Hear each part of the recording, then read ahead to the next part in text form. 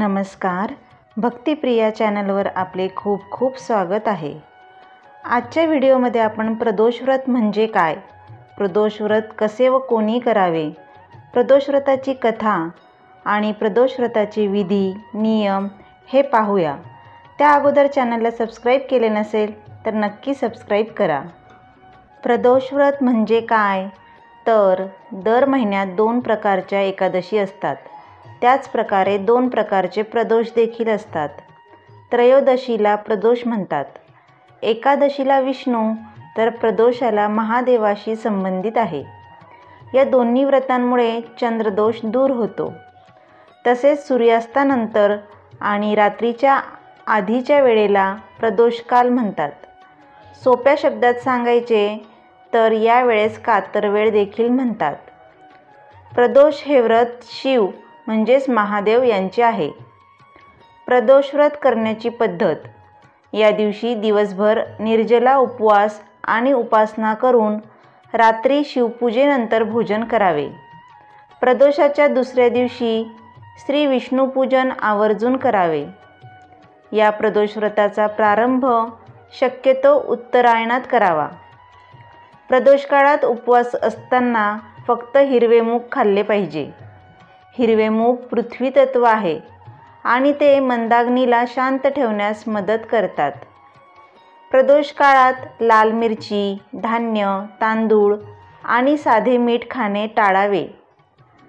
पूर्ण निरंकार उपवासही करू शकतो किंवा फळाहार देखील आपण घेऊ शकतो। हे व्रत स्त्री किंवा पुरुष या दोघेही करू शकतात। यामुळे असंख्य दोषांपासून मुक्ती मिळते, संकटाचे निवारण होते। प्रदोषाची पूजाविधी ही पूजनाच्या ठिकाणी स्वच्छता करून रांगोळी काढावी, दिवा लावावा, वातावरण प्रसन्न राहील असे नियोजन असावे। प्रदोष समयी स्नानादी कर्म करून शुचिर्भूत होऊन पांढरे स्वच्छ वस्त्र परिधान करून पूर्व दिशेकडे तोंड करून बसावे।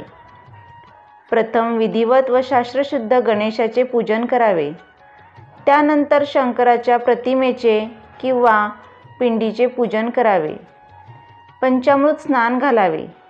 प्रतिमा स्वच्छ पुसून आसनावर ठेवावी।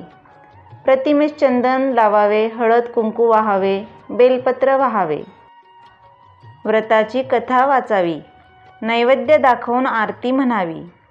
प्रदोष व्रत कथा, पौराणिक मान्यतेनुसार समुद्र मंथनाच्या वेळी विष बाहेर आले तेव्हा महादेवाने जगाला वाचवण्यासाठी ते भयंकर विष प्यायले। हे विष इतके प्रभावी होते की ते प्यायल्यानंतर महादेवाचा घसा निळा पडला आणि विषाच्या प्रभावामुळे त्यांच्या अंगात असह्य जळजळ सुरू झाली।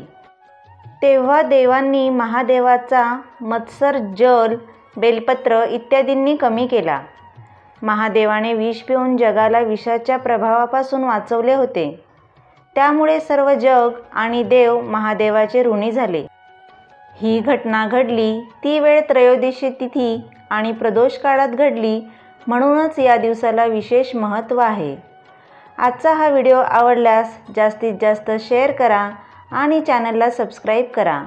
धन्यवाद।